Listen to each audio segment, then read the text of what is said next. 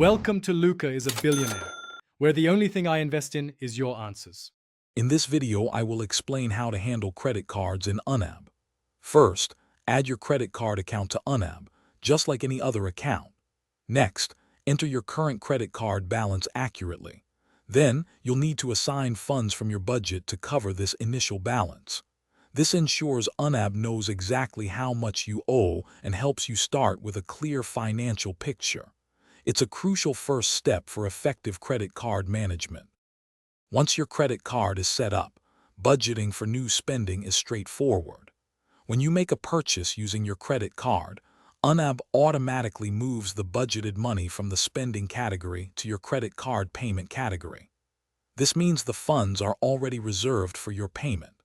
Your available payment amount will increase by the exact amount you spent, ensuring you're always prepared to pay your bill in full. When it's time to make a payment, record it as a transfer from your checking account to your credit card account within YNAB. This action reduces the amount available in your credit card payment category by the amount you paid. It also decreases your checking account balance and your credit card balance, reflecting the real-world transaction. This simple process keeps your budget accurate and your financial picture clear.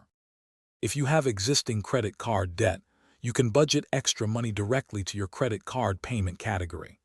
This additional allocation will increase the amount available for payment, helping you pay down your balance faster. Remember, YNAB helps you be intentional with every dollar. For more tips and to check out the Owala water bottle link, as well as other great deals, please see the description below. Keep your budget healthy and your finances on track. Thanks for watching and please subscribe. It's the best investment you'll ever make.